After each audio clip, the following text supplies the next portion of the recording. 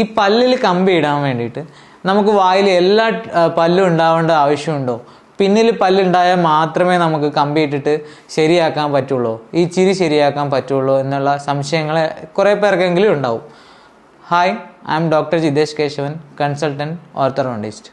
വായിൽ എല്ലാ പല്ലും ഉണ്ടെങ്കിൽ മാത്രമേ നമുക്ക് ബ്രേസസ് ഇടാൻ, അല്ലെങ്കിൽ പല്ലിൽ കമ്പി ഇടാൻ സാധിക്കൂ എന്നാണ് എല്ലാവരും പണ്ടൊക്കെ പറയുന്നത്. പക്ഷേ ഇപ്പോൾ mini screw assisted orthodontic treatment അങ്ങനെ പുതിയ നൂതനമായിട്ടുള്ള സംഭവങ്ങളൊക്കെ വന്നതുകൊണ്ട് നമുക്കിപ്പോൾ പല്ലൊക്കെ കേടായി എല്ലാവരും പല്ലെടുത്ത് കളയുന്ന ഒരു പ്രവണത പണ്ടൊക്കെ ഉണ്ടായിരുന്നു. അപ്പോൾ അങ്ങനെയുള്ളവർക്ക് ഒരു 35 years ഏജൊക്കെ ആകുമ്പോൾ ഫുൾ ബാക്കിലൊന്നും പല്ലില്ല, ഫ്രണ്ടിൽ മാത്രമേ ഉള്ളൂ.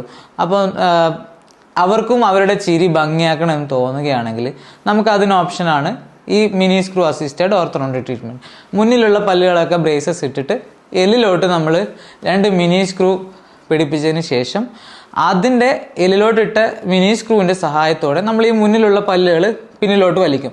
അപ്പോൾ അത് എത്രത്തോളം നമുക്ക് ആവശ്യമുണ്ടോ അത്രത്തോളം നമുക്ക് പിന്നിലോട്ട് വലിച്ചതിന് ശേഷം ആ ബാക്കിയുള്ള സ്പേസിൽ നമുക്ക് പല്ല് റീപ്ലേസ് ചെയ്ത് കഴിഞ്ഞാൽ എല്ലാവർക്കും തന്നെ നല്ല ഒരു ചിരി വീണ്ടെടുക്കാൻ വേണ്ടി പറ്റും.